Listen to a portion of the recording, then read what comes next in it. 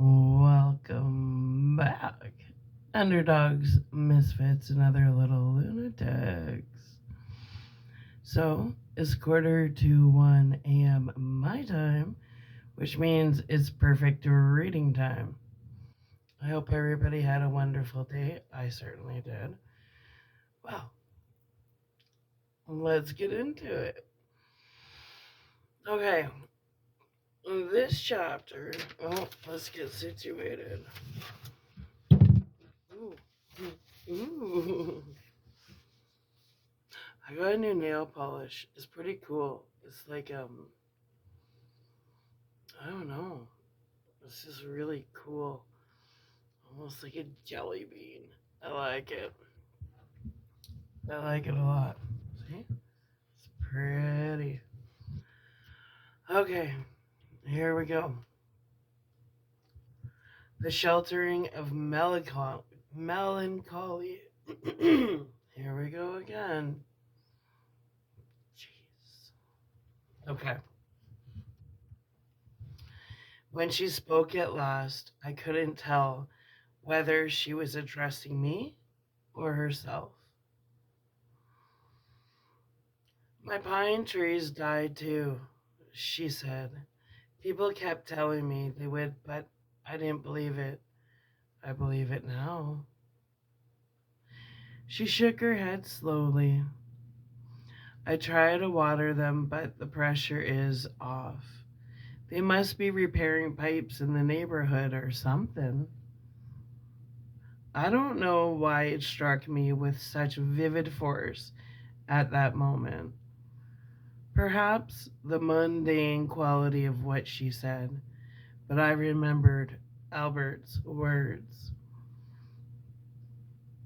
There is no point, sorry, there is no point in your trying to convince her that she's not alive. She thinks she is.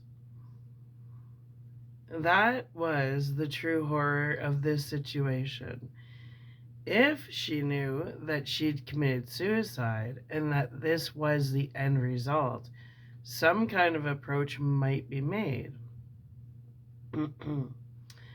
As it was, sorry, as it was, there could be no possible meaning to this plight for her, no logic whatever to this dismal state in which she found herself. I really didn't know what to say, yet once more heard myself speaking. I have no water in my house, I told her. She turned as though surprised by my continued presence. How can that be? She asked. She looked confused and irritated. What about electricity?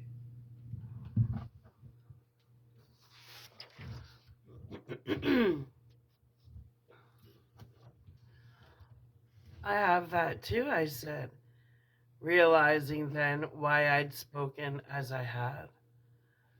I was hoping that she'd discover by comparison that what was happening in her house was logically unrealistic and thus be led to examine her surroundings more closely.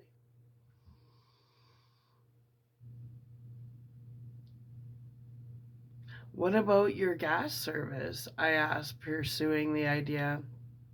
That's off too, she said. Mine isn't, I replied. What about your telephone? It's out of order, she said. I felt a momentary glimmer of expectancy at her tone, one which asked of itself, how can this be?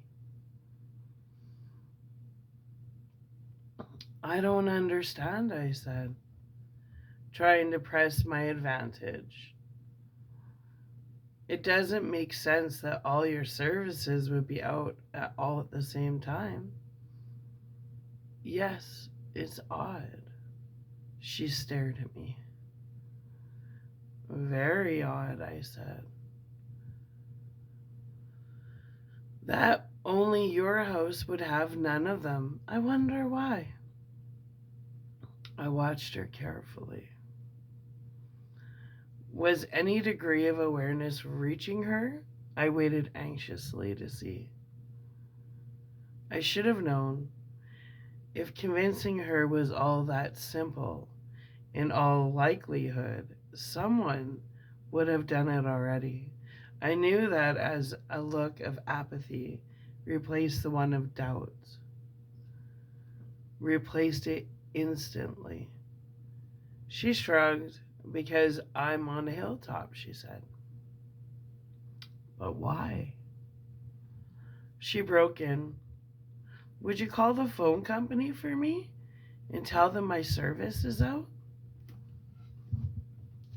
Wow, eh?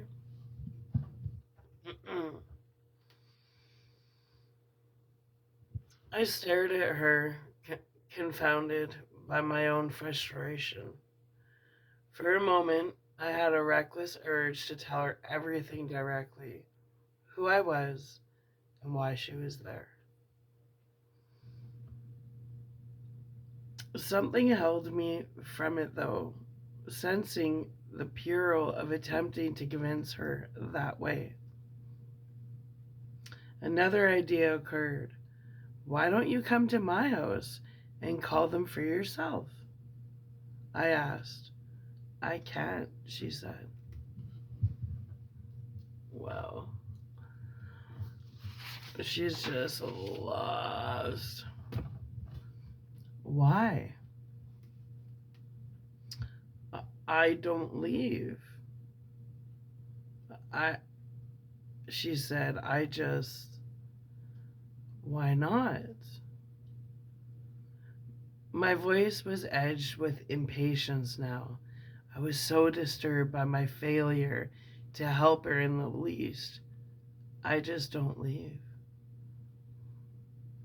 She repeated. She averted her face, but before she did, I saw the beginning of tears in her eyes. I didn't think, but reached out automatically to comfort her.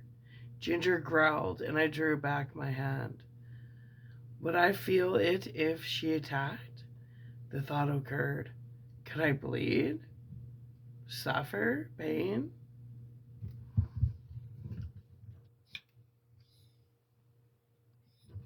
There.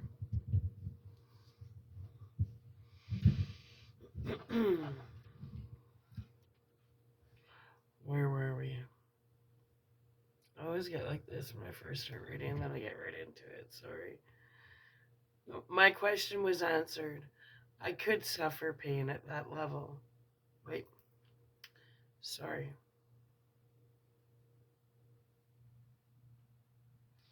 Could I bleed, suffer pain? The pool looked so awful, Anne said. That sense of cold despair again. How terrible her existence was, spending endless days in this place, unable to do anything to ease his drab appearance. I used to love it out here, she said unhappily. It was my favorite place. Now look at it. My question was answered. I could suffer pain at that level. I felt it deeply as I looked at her, recalling how she used to come out on the deck each morning with her coffee, sit in the sunshine in her nightgown and robe, and gaze across the crystal water of the rock edge pool, looking at the lush painting or planting we'd put in. She had loved it very much. Her tone grew sardonic. Some exclusive area, she said.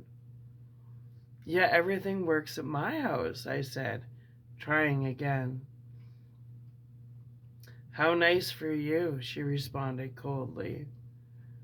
And I knew in that instant that no approach could work twice.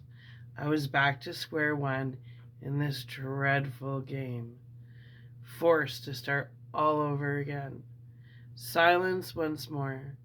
Anne standing motionless, looking across the ugly expanse of the pool.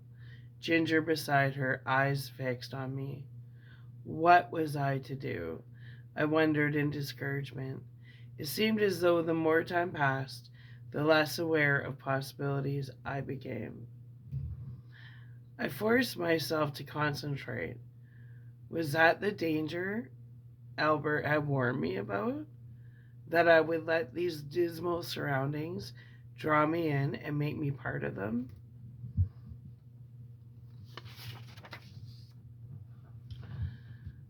You have children? I asked on impulse. She turned to look at me with distant appraisal. Then she answered, 4, looking away. I was going to ask about them when I decided to attempt once more to set up in her mind a series of provoking coincidences. The area of children hadn't been approached yet. I have 4 children too, I said, 2 daughters and 2 sons. Oh, she said without turning. My 2 girls are 26 and 20, I told her. My sons are 23 and 17. Was I pressing too far, I wondered? She was looking at me again. Her expression hadn't changed, but it seemed to me there was a tightening around her eyes.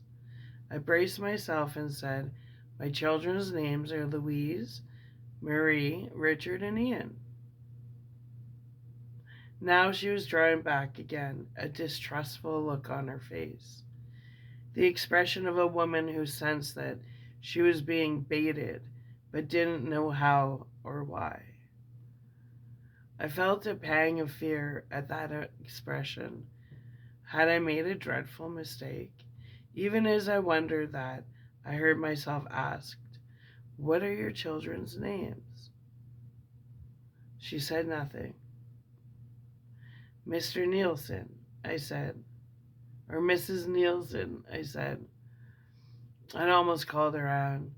That look of filming across her eyes again, and sudden, gut-wrenched realization on my part. No matter how close I came, I could never reach her. Whenever I came too close, something built in would affect her, causing her to cut herself off. Already, she had mentally shrugged off my words, perhaps blanked them out entirely. Yet still I went on with a kind of blind, unwilling dread. My older girl is married and has 3 children of her own, I said. My younger girl... I broke off as she turned away and started towards the house, the dead bird dropping unnoticed from her hands. I started after her, but Ginger, at her heels, looked back with a warning growl. I stopped and watched Anne moving off from me. Had the end already come? Suddenly, Anne glanced aside and made a sickened noise, then ran inside the house, through the family doorway, sliding the glass door shut with a bang. I looked at the ground where she had glanced and saw a huge tarantula crawling over a rock. I groaned, not out of fear of the tarantula, but at the realization that one of Anne's deepest fears was embodied here. She had always been terrified of tarantulas, made virtually ill by the sight of them. How hideously predictable that her private hell would include these giant spiders. Ooh, right.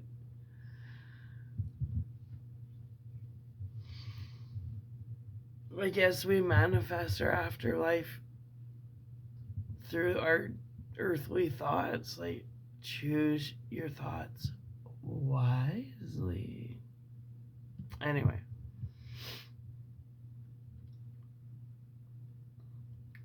Walking over to the tarantula, I looked down at it. Bulbous, Bulbous, and hairy. It clambered sluggishly across the rock. I looked around and saw Anne at the glass door, looking at it in panicked revulsion.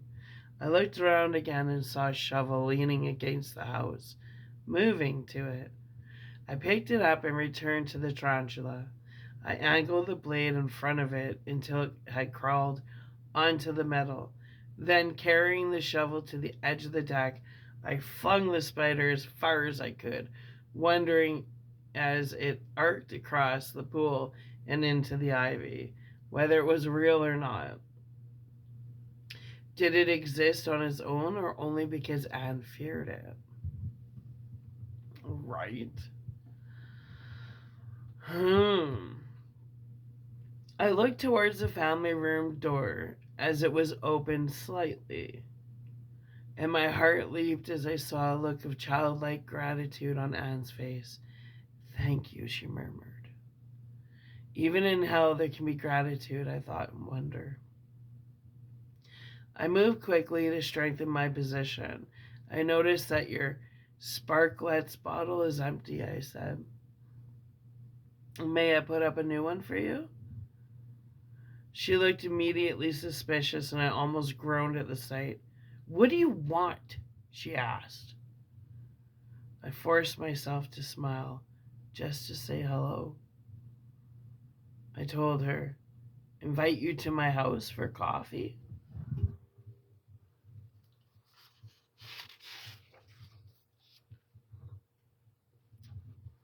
"I told you, I don't leave," she said. "Don't you ever go for walks?" I asked, trying to sound pleasantly casual. She and I had walked a lot in Hidden Hills. I wanted her to realize her isolation and to question it. She questioned nothing, turning from me as though my words had offended her. I followed her inside the house and shut the glass door. As I did, Anne turned to look at me, and Ginger growled again. Her neck fur raised, a vision of endlessly fertile attempts to reach Anne's mind assailed me. I struggled with despair again. Then I became aware of the dozens of framed photographs on the walls, and another idea occurred. If I could get her to look at one of the photographs of me,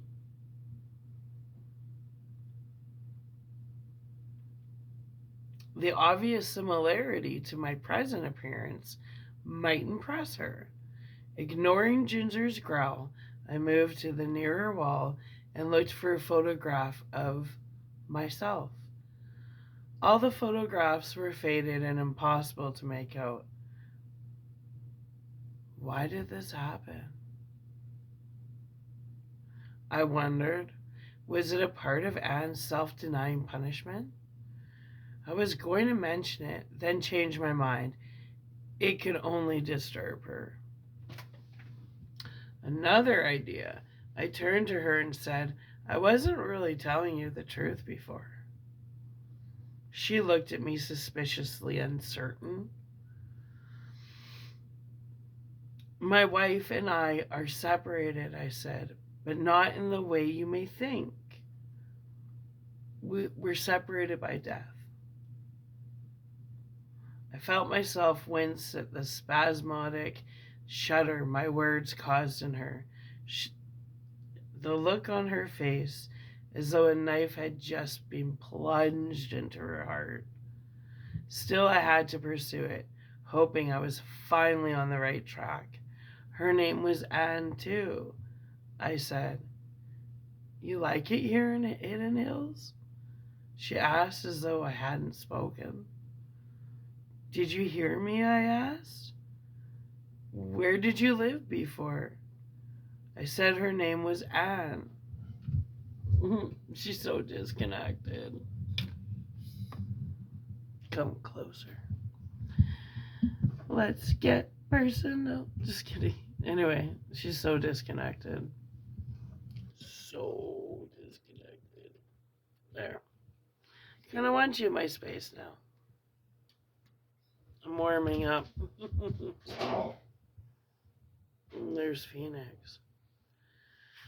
I said her name was Anne. The shudder again. The expression of staggered dismay. Then the empty look returning. She moved away from me, headed for the kitchen. Anne, come back. I wanted to say, I almost did. I wanted to shout, it's me, don't you understand? I didn't, and like a cold weight in my chest, depression returned. I tried to resist, but this time I was less successful. Some of it remained. Look at this place, Anne said. She spoke as though she was alone, her voice mechanical. I had the feeling it was part of the process she endured, constant repetition of the details of her plight, reinforcing her bondage to them, loops, no different than Earth school loops. Nothing works, she said. The food is spoiling. I can't open cans because there's no electricity, and the hand opener is gone. Without water, I can't do the dishes, and they keep piling up. There's no TV, I think is broken anyway. No radio, no photograph, no music.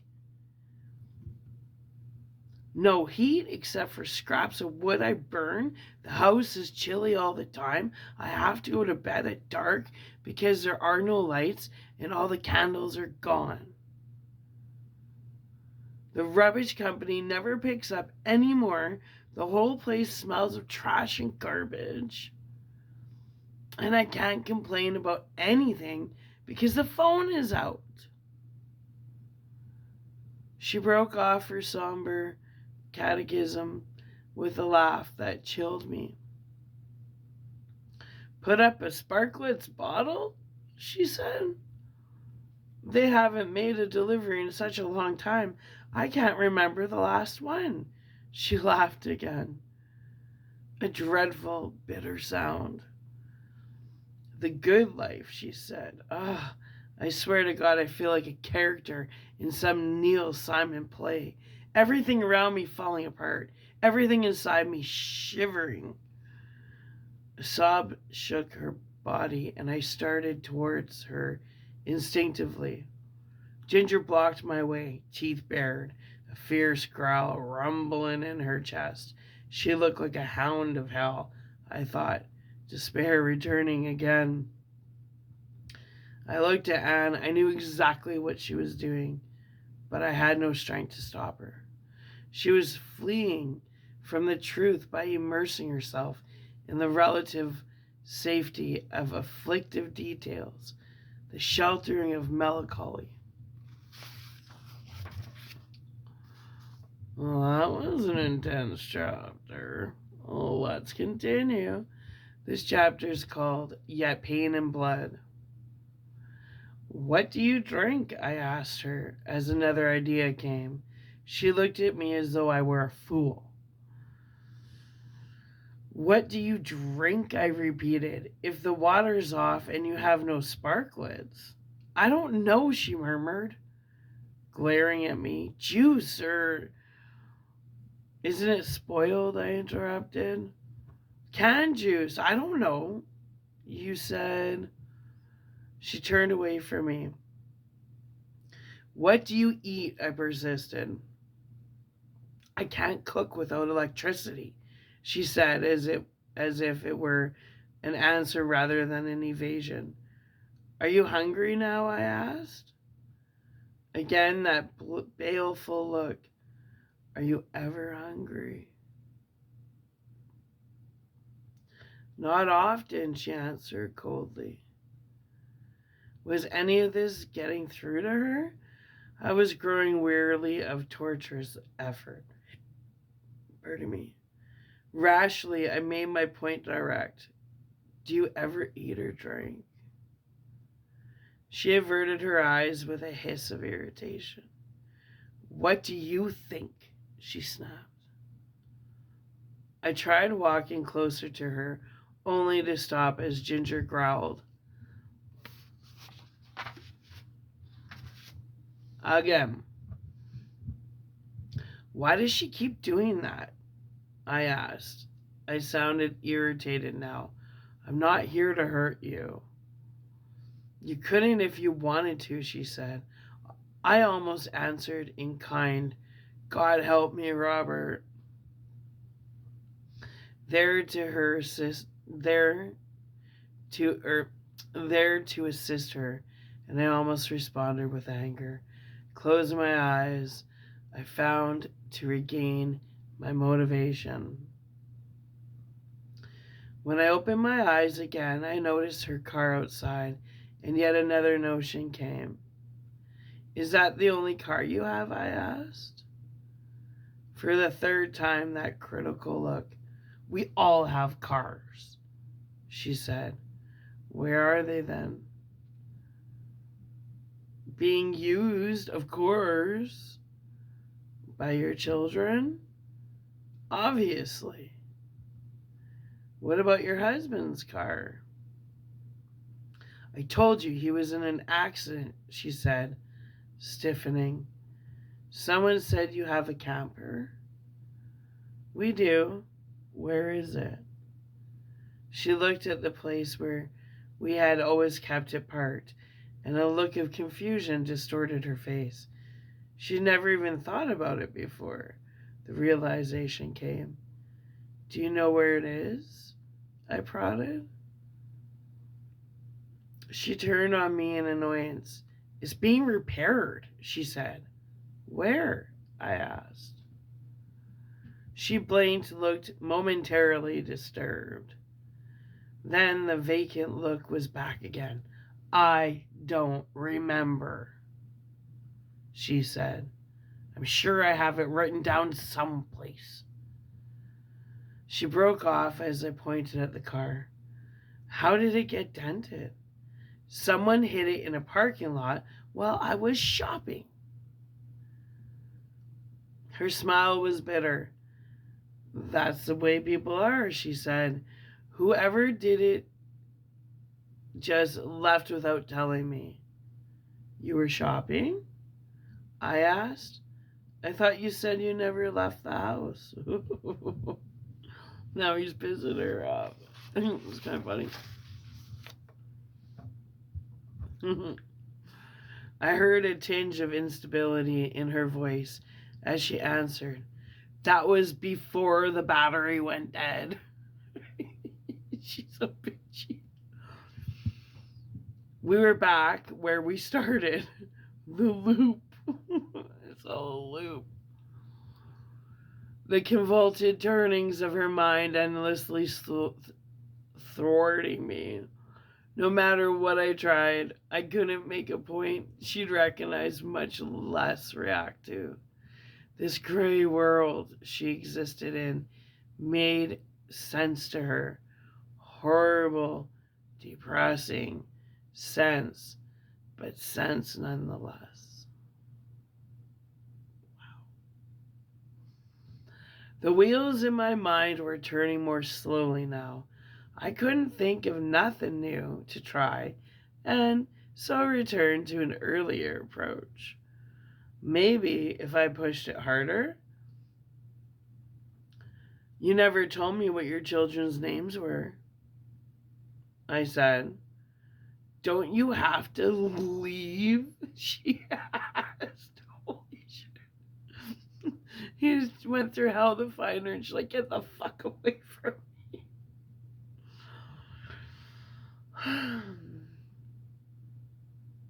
Blinded by the light. That song just came back. Anyway. I started, not expecting that. I'd forgotten this was life to her. In life, she would have wondered why a strange man lingered in her house. I'll leave soon, I said. I just want to talk to you a little longer. Why? I swallowed. because I'm new in the neighborhood. It seemed like a feeble answer, but for some reason, she didn't question it. What did you say your children's names are? I asked. She turned from the window, walking towards the living room. It was the first time she avoided a question by refusing to answer, I thought. Was that a positive sign? I followed her and Ginger, asking, Is your younger son named Ian? He's in school, she answered. Is his name Ian? He'll be home later. Is his name Ian? You better leave. He's very strong. Is his name Ian? Yes. My son's name is Ian too, I told her. Really disinterested. Was it fiend or actual? She's like, just get out of my space, man. In this case, Misery does not want company. Clearly. Anyway, is your older girl named Louise? I asked. She glanced across her shoulder as she moved into the living room. Why don't you, Louise?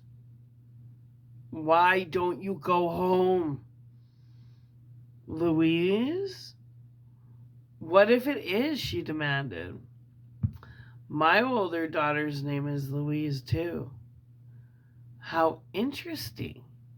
Sarcasm as resistance now. She walked to the glass door, Ginger at her heels. Was she retreating from me bodily now? And did she know that she was doing it? Is your older son's name Richard? Look at that pool, she murmured. Is your older son's name Richard? She turned, an expression of resentment on her face. Look, what do you want?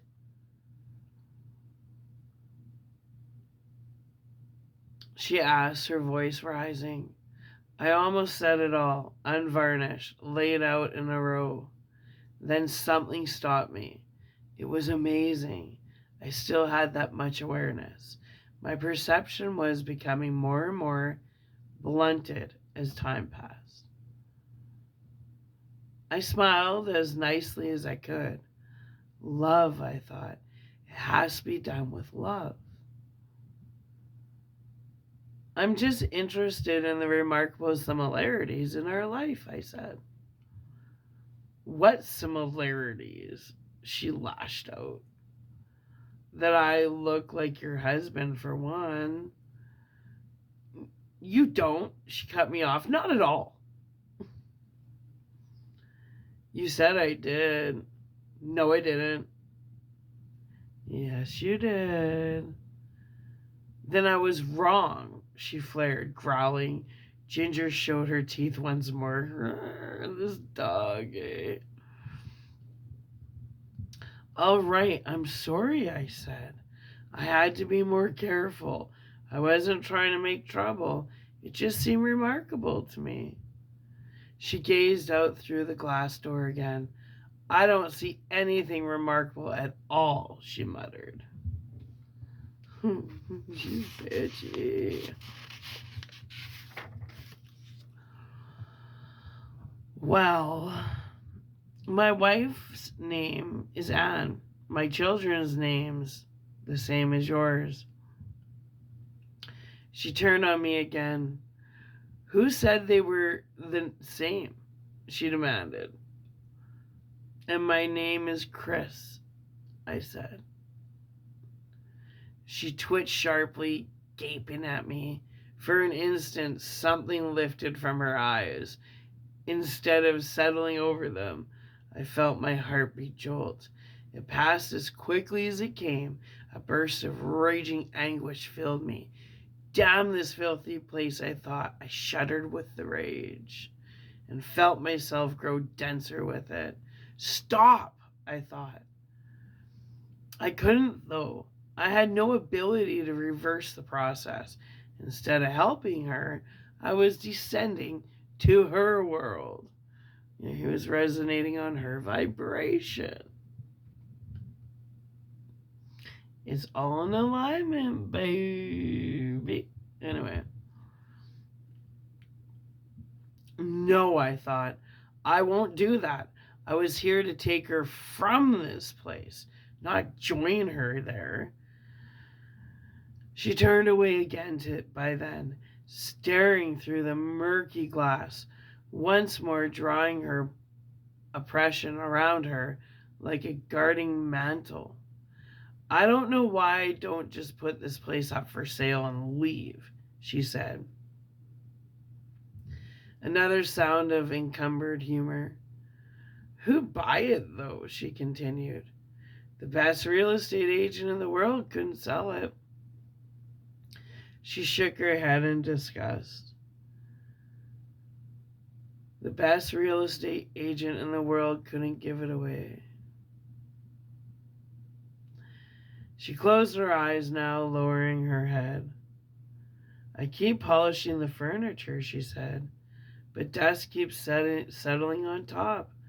It's so dry, so dry. We haven't had a drop of rain in such a long time. She broke off. That, too, I thought, despondently. Of course, that would be part of Anne's particular hell. Lack of rain and browning greenery. I can't stand filth and confusion, she said, her voice beginning to break. Yet all I see is filth and confusion.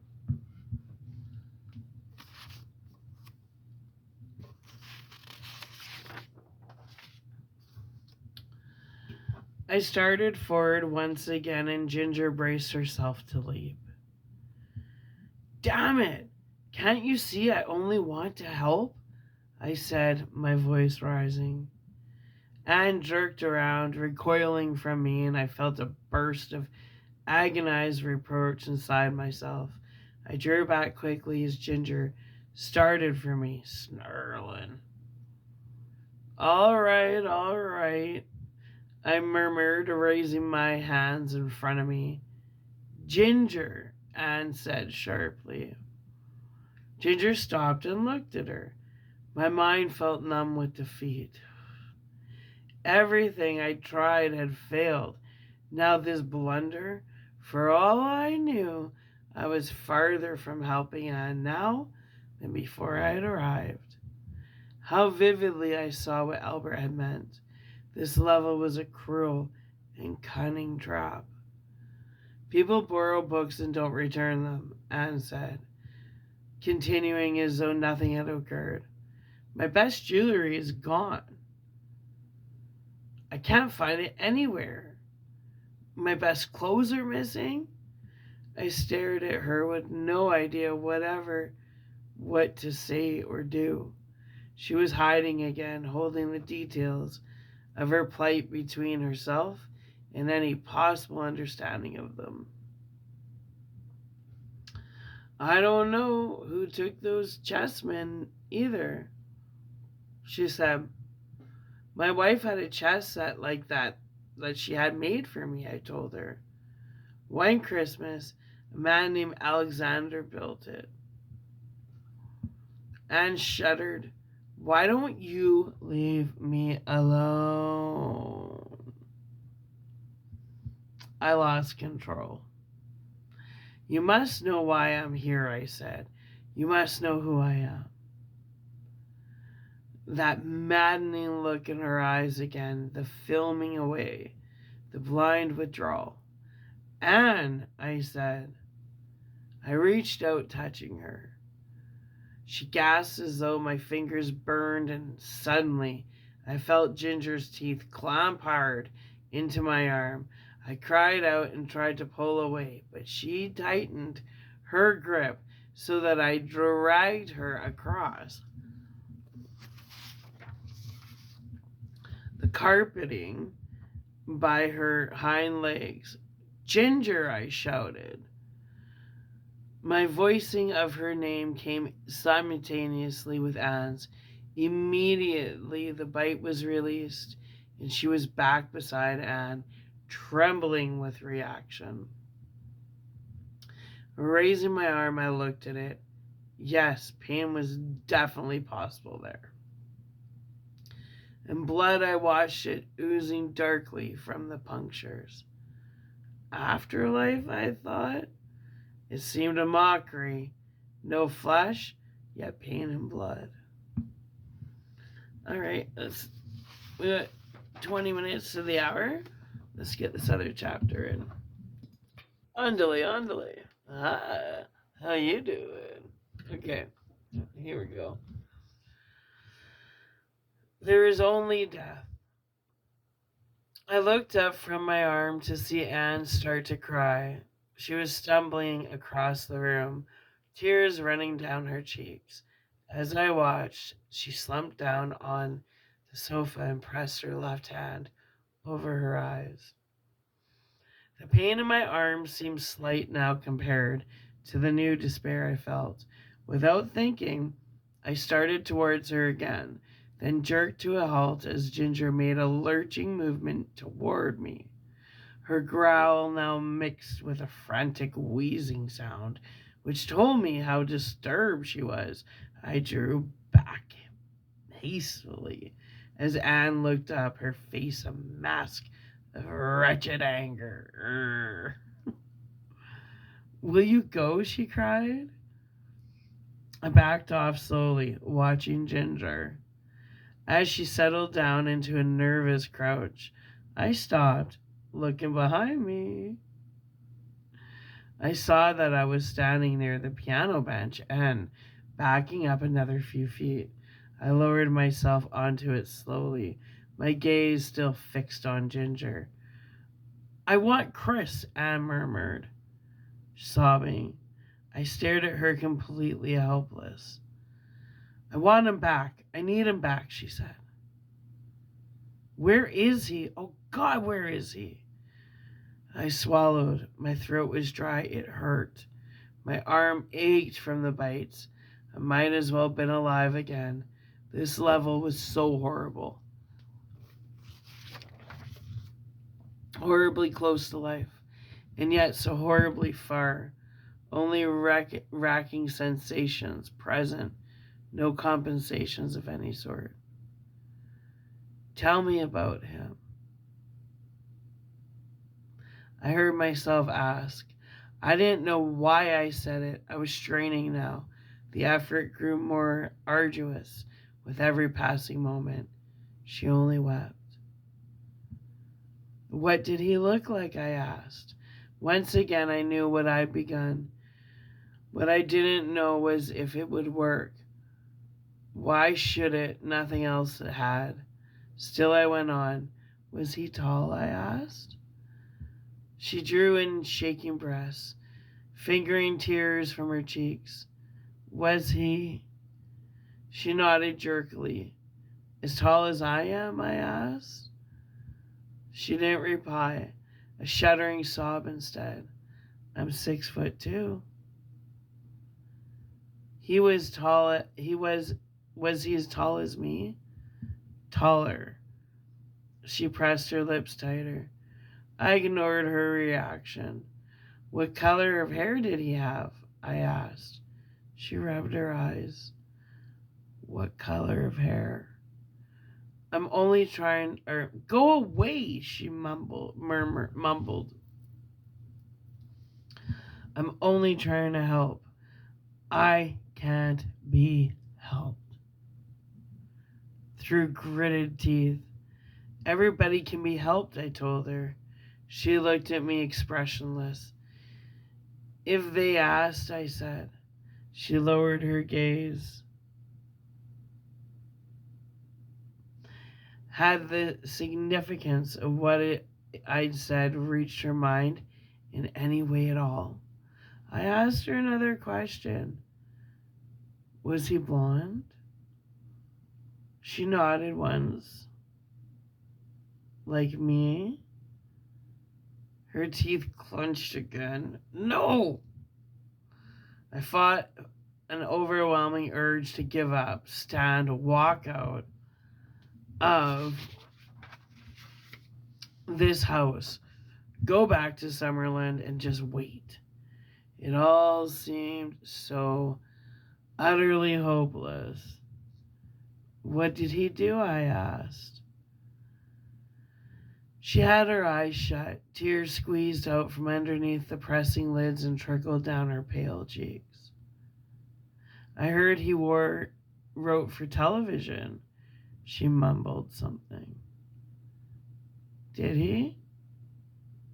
Yes. Through gritted teeth again. I do too, I said. It seemed unbelievable to me that she could not see the connection.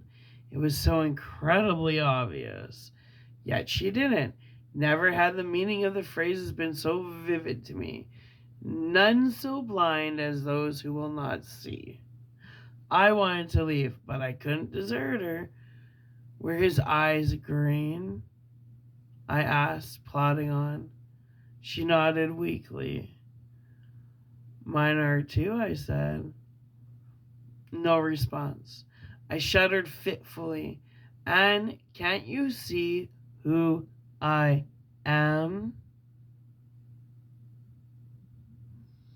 I pleaded.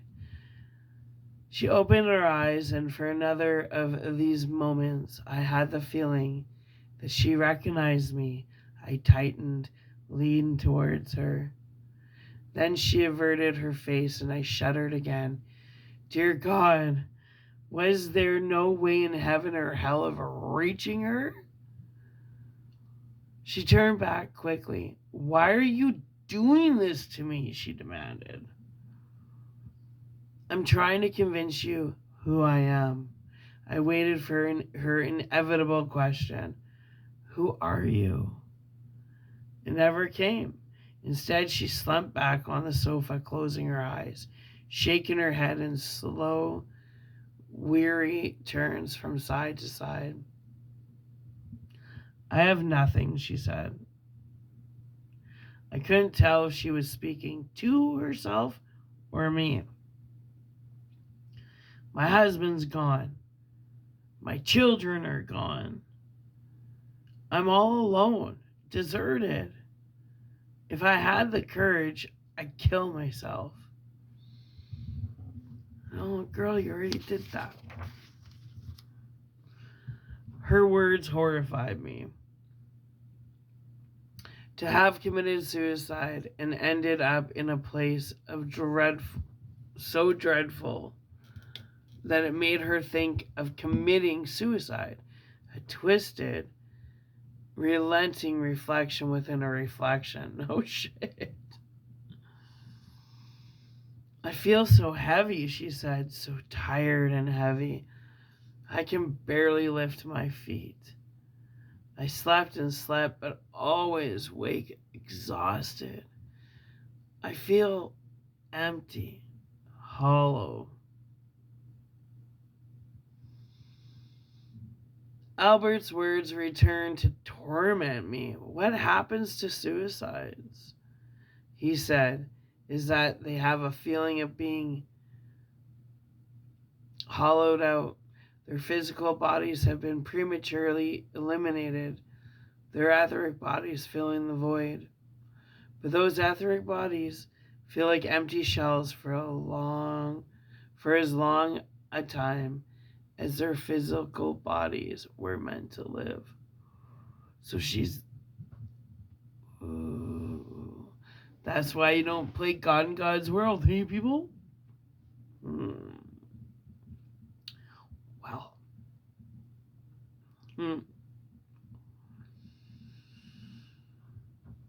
Where were we?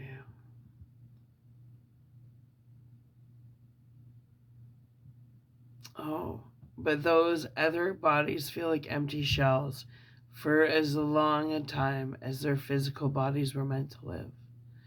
It came to me at that moment why it had been impossible to reach her mind. By placing herself in this spot, she had removed her mind from all positive memories. Her punishments, albeit self inflicted, was to recall only the inimical things in her life. To view the world, she remembered, through a lens of total negativity. To never see light but only shadow. What is it like to be here? I asked impulsively. There was a cold sensation in my stomach. I was starting to feel afraid. Anne looked at me but seemed to gaze into the darkness of her thoughts as she answered, speaking at length for the first time. I see, but not clearly, she said. I hear, but not clearly. Things happen, and I can't quite grasp. Understanding always seems a few scant inches from me. I can never reach it, though. Everything is just beyond me. I feel angry for not seeing or hearing distinctly, for not understanding, because I know it isn't me that's missing things, but that everything around me is vague and held those few scant inches from my understanding, that I'm being fooled somehow, tricked. Things happen right in front of me and I see them happen, but I'm not sure I'm getting them even though it seems I am. There's always something more going on that I can't figure out. Something I keep missing even though I don't know how I'm missing it or why. I keep trying to understand what's happening, but I can't. Even now, as I speak to you, I feel as though I'm missing something. I tell myself that I'm all right, that everything around me is distorted. But even as I'm thinking it, I get a premonition that it is me, that I'm having another nervous breakdown, but can't identify it this time because it's all too subtle and beyond my comprehension. Everything eludes me. I can't describe it any better. Just as nothing works in the house, nothing works in my mind either. I'm always confused, off center. I feel like my husband must have in dreams he used to have.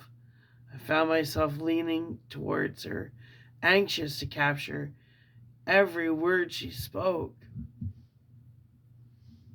He'd been in New York City, for instance, and we'd be unable to get in touch with me no matter how he tried. He talked with people and they'd seem to understand him and he'd seem to understand them, but nothing they'd say would work out. He'd dial telephones and get wrong numbers. He'd be unable to keep track of his own belongings. He couldn't remember where he was staying. He knew he was in New York for a reason, but couldn't remember what the reason was.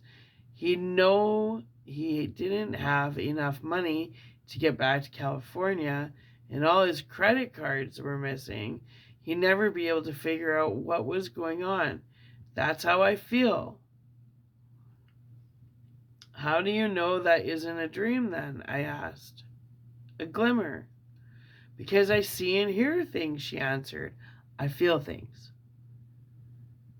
You see and hear, you feel in dreams too? I replied.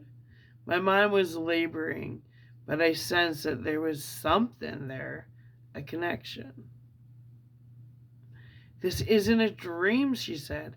How do you know? How do you know, right? It isn't a dream. She's so stubborn, stubborn, bitchy, irritated. It could be. Why do you say that? She sounded upset again. I'm trying to help you, I said. She answered, I wish I could believe that. It seems as though a faint light touched the shadows in my mind. She hadn't believed me at all before. Now she was wishing she could believe. It was a small step, but it was a step. A new idea occurred, the first I'd had in a long time.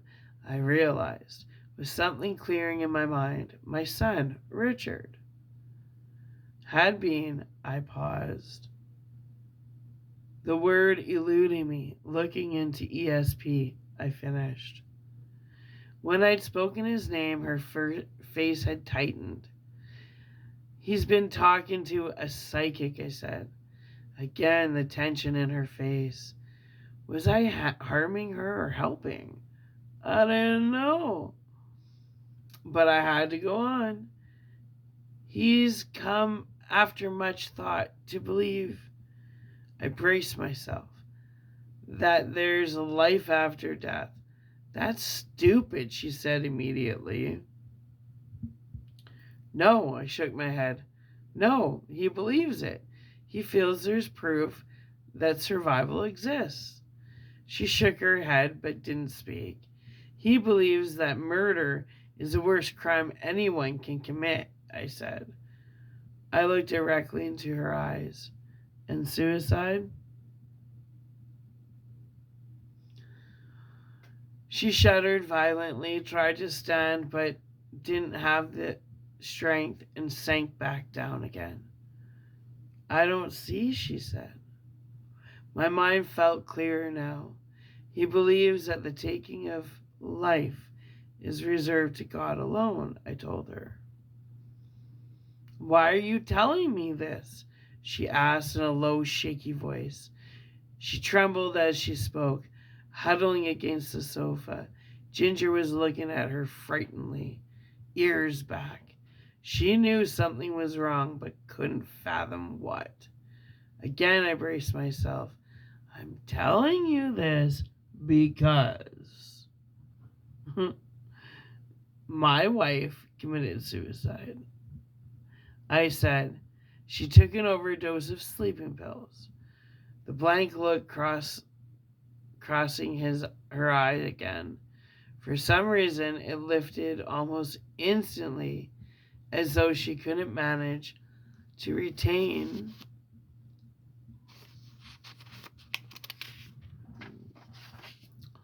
it. She shook her head. I don't believe. She started. Her voice sounded feeble. My mind felt clearer yet. What bothers me is that Richard believes she still exists, I said. That light. No sound, a shaking of her head. That she is in a place not unlike our home, I said, but a gloomy, negative version of it. Everything depressing and cold, not functioning,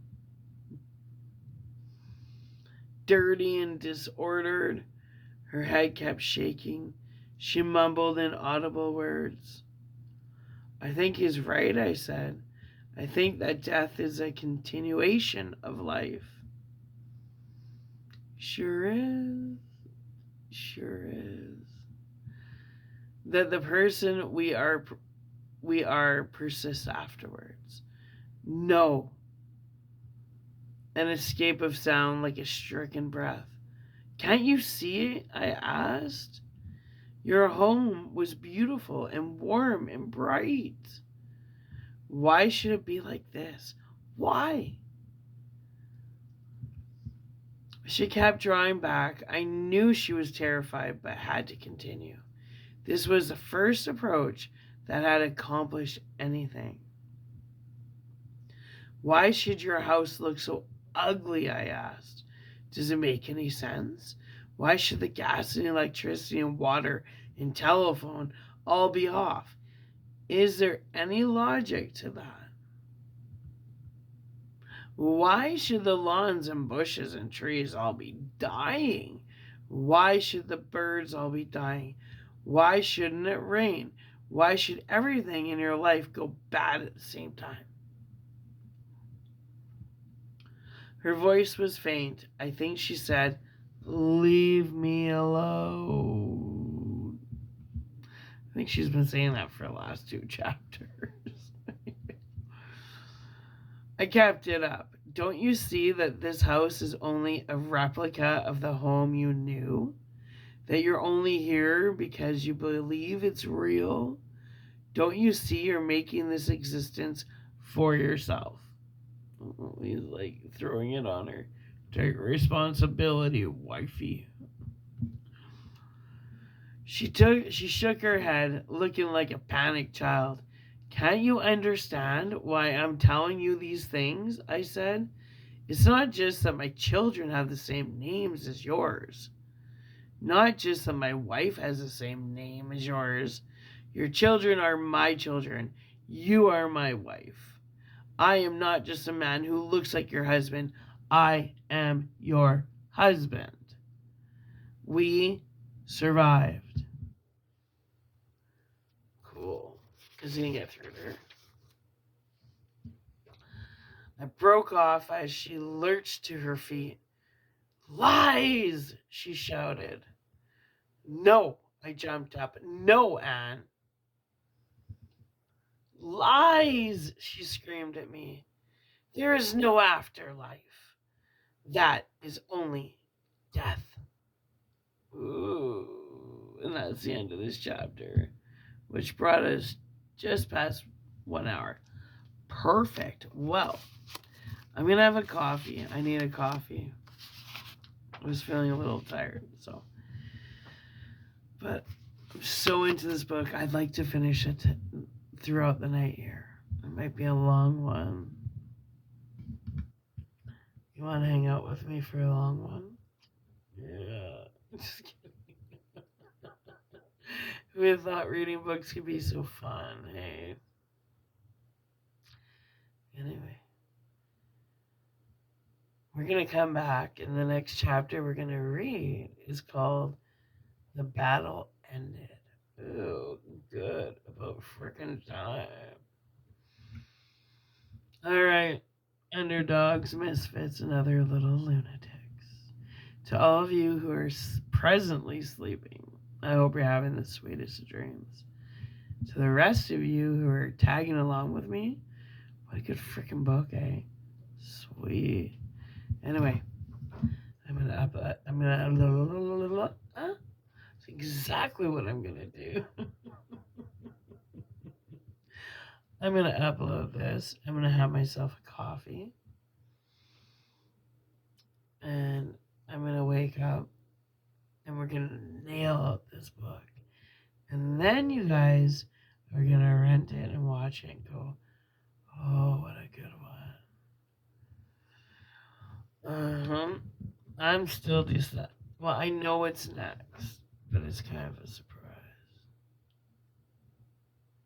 Kind of an assignment. And that should bring us into February, which is Valentine's Day month. Okay. But I will be reading certain books for that one. And no, I'm not reading The Notebook. And no, I'm not reading 50 Shades of Grey. No. But I do have my 3 top love stories. Not Romeo and Juliet. I am not typical. My top of the top of the top of the top is Bram Stoker's Dracula. That's right. I think I have a secret crush on Vlad. Anyway. I'm not saying what books, but I'll tell you what, I'd especially order them in. And for part 1 and part 2, $145, man. But I'm pumped. I've never read these books, but I'm saying, favorite movies. Now reading the book, like this movie I loved, but reading it is similar. It's very close to the movie, but there's a lot more in there that explains a lot more. So I'm really excited to watch the movie once I'm done reading this. And then we're getting into um, my next little project here, which I'm taking you guys along with me on. So as soon as we're done this book, we're getting into the next topic. Totally different. The next one is health and wellness. It's like actual, yeah, it's all about fasting and understanding the science behind fasting. And I typically like to do a fast for sure in January, but I fast throughout the year. I fast a lot of the time, but I mean a water fast. So the thing is, the longest fast I've ever done was in grade 11, grade 12. High school, I did 28 days. No food, just water. But anyways, I always find that I feel better on a fast. The first week you feel nauseous. That's what's going to be interesting. Because I'm going to be teaching about the science behind fasting while I'm fasting.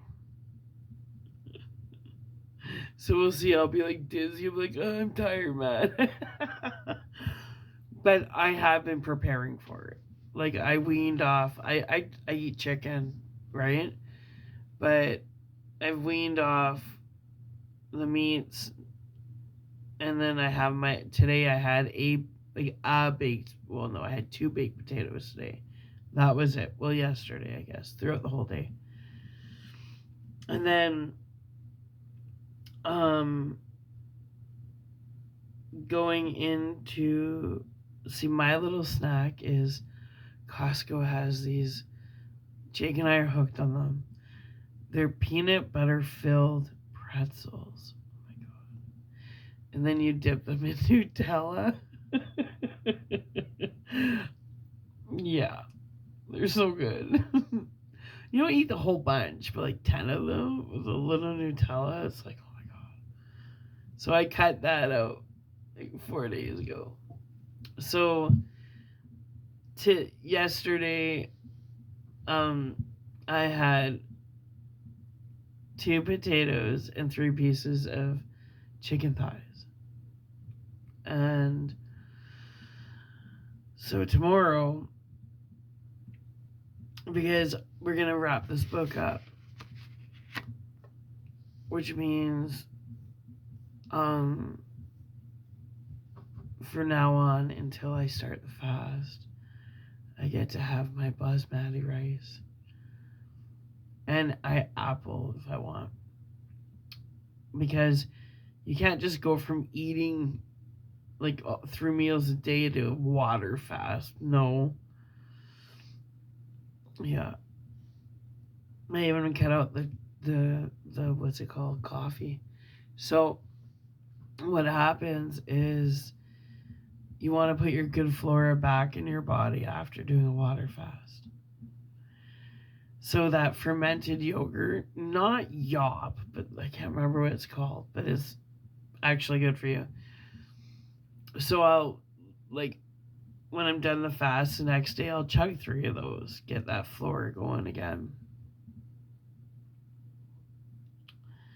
I might end up actually ordering a flora supplement as well. And then I do that for 2 days after the water fast.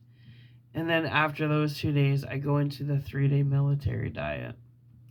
And then after I go into the 3-day military diet, I go into the soup diet, which is this soup that people who were about to have heart surgery would go on because they have to clean up everything. The one thing I'm doing during the fast is I'll be drinking yerba mate because it's so good for you. So we'll be reading. I'll be doing videos on the fasting and yerba mate. I gotta find that book, wherever yerba mate is. I haven't read that in a while. Whatever. Anyway, now we're going on to 1 hour and 10 minutes. Well, I'm gonna upload this to you sleeping little monsters. Anyway, I love you. Hope you're having sweet dreams. I'm gonna upload this and I'll be back, but you wouldn't know that because it's not time is non-linear, so all you gotta do is press play on the next video. And I'm back. Anyway.